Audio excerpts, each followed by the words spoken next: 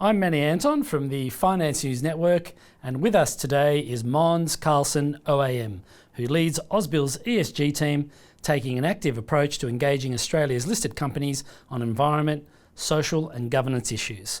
Måns, welcome back to the network. Thank you. Perhaps we can start with hearing your views on how Australian companies have progressed on the ESG front over the last 12 months. Yeah, starting point, I guess, is I've been in ESG for 17 years, and I must say that the pace and the number of ESG drivers are just increasing all the time. So you have things like climate change, human rights, modern slavery, technology changes, etc., all of which represent risks and opportunities for us. And at Ausbil, we've chosen to do internal ESG research. So rather than buying ESG research from third-party data providers, we think it's better to do proprietary ESG research, because that's ultimately how we can capitalize on those risks and opportunities. Because ESG to us means better informed investment decisions. That's why we integrate ESG. If I look at the last 12 months, there's been a lot of changes, and both good and bad, I suppose. If I look at the last reporting season, we rate about 240 companies at the moment on ESG, and there were both downgrades and upgrades out of those. And in terms of trends, I think one trend particularly that stands out to me is just a difficulty for companies to balance, particularly consumer-facing companies, to balance growth with a social license.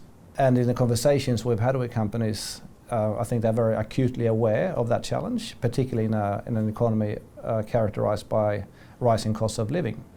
And they're also acutely aware of what can go wrong if they don't do a good job. So that's one trend. Another one, I think, is the workplace reforms in Australia. And the jury is still out on that, in terms of how it will play out, but it increases the complexity for companies. Another one is safety performance. Last year, we saw a very high number of workplace-related fatalities.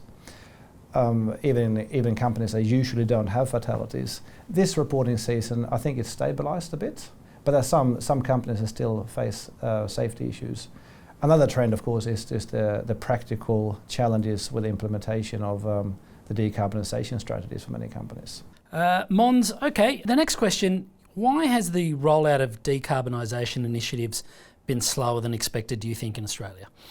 The decarbonisation is probably going slower than what many expected, including politicians. But I think there's a lot of reasons for that. One is, of course, just the, in some cases at least, lack of government support around decarbonisation. But the big challenge, I think, is the technology pace and the economic viability of many of these decarbonisation options. Because I think there was a lot of hype and opportunities about decarbonisation and expectations that it would happen very soon. But I think the reality is quite different, and I think many companies have been very transparent about that in the decarbonisation too, which is good. So there are some short-term bottlenecks, particularly when it comes to economic viability of certain decarbonisation technologies. I think that's the main driver. But it doesn't change the long-term view. So we have positioned ourselves for decarbonisation as a big long-term investment theme. We can do that through investing in companies we think will either drive the decarbonisation or companies we think will benefit from decarbonisation. One example is green metals, commodities that will thrive in a decarbonised world. Okay, and it'd be remiss of us not to touch on AI, because it seems to be AI is everything these days. But can I ask you, does AI have any implications for ESG, and can it assist in sort of achieving some of those ESG goals? Yep, I think AI or artificial intelligence is very much a double-edged sword when it comes to ESG. So it's very easy to get excited about efficiency gains, productivity gains, for instance, in customer service for companies, but also quality outcomes in medical diagnostics, for instance. So that's a benefit of AI. On the other hand, there's also risk that AI will be misused. One example is customer scams and losses from that for banks, for instance. And there's some other more specific risks as well, particularly when it comes to the regulation and legislation of AI, because that's still catching up with the real economy.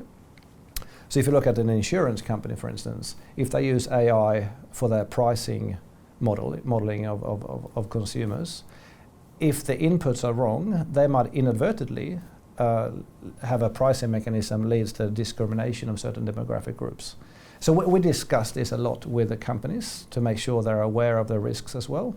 I think investors in general tend to be focused on the positives, and I think there's great opportunities, but let's not forget about the risks. And Ausbil has signed up to something called Ethical AI, and we also chair the Human Rights Working Group of RIA, which is the Responsible Investment Association Australasia, and Ethical AI is a big discussion topic there. So there's a collaborative group of investors coming together to discuss risks and opportunities on ESG, and particularly pertaining to human rights. And we will publish something later this year, which will probably help investors to get their heads around both risks and opportunities from a human rights perspective in relation to AI. Okay, and just to close it up, how are Australian corporates, in terms of their ESG performance, how are they comparing to some of the international corporates in terms of their ESG performance? Are we, where do we sit in the pack? Yep, I think it's a bit of a mixed bag. But when you compare Australian companies versus international companies, I think there's three aspects that are really relevant for us. One is that the drivers on ESG are very similar regardless of where you go in the world, whether that's the US or the EU or Australia. The themes are the same, and many companies are global here, so they're still they're caught up in a very complex world. So for instance, if you look at climate change, in the EU there's a carbon emissions trading scheme. In Australia we have the safeguard mechanism, which is quite different, where you generate credits, or you have to buy credits depending on how you cut your emissions. On something like human rights and modern slavery, in the US there's a ban on goods made by forced labour. In the EU there are calls for mandatory human rights due diligence, whilst in Australia we have a Modern Slavery Act, which is more of a transparency act. So without getting into all the nitty-gritty details, it just means that companies are operating in a very complex environment, whether that's in their global operations and or global supply chains, which again is why we think having proprietary ESG research can help us to find those risks and opportunities globally, because I think you can't look at Australia in isolation. The other aspect is it comes back to our engagements. So we do a lot of ESG related engagements with companies, and there I think it makes a lot of sense to look at international practice. So regardless of what the ESG issue is, we always use the same model for ESG engagements, which is first, what is the financial materiality of that ESG issue? Second, what is global best practice in terms of managing that issue? And then third, we just encourage companies here to adopt that. And a real life example would be all the factory visits we've done in Southeast Asia. So I've been to China, Cambodia, Bangladesh. I was in Bangladesh last year. When you go to a country like Bangladesh, you get to see the workers, the unions, the NGOs, but you also get to see leading companies. And by speaking to those companies, first of all, you can appreciate the complexities companies are facing, but you can also learn what international leaders are doing. You can take that with you back to Australia and encourage companies to adopt what is best practice here, which I think is a good way of dealing with ESG. But the third aspect is also that I do think, coming back to your question, I do think there's some leaders on ESG in Australia too. For instance, we have property companies that realise that focusing on sustainability features in their properties can be the difference between having a tenant and no tenant. We have a number of mining companies producing very valuable commodities that will be used in a decarbonising world, and some companies are driving the decarbonisation too. So it's a bit of a mixed bag, really. I don't think Australia is any worse or better, but there are pockets of companies where we think they're leaders, and quite a few of those are in our portfolios as well. Måns, it's been a pleasure, and thank you for your time today. Thank you.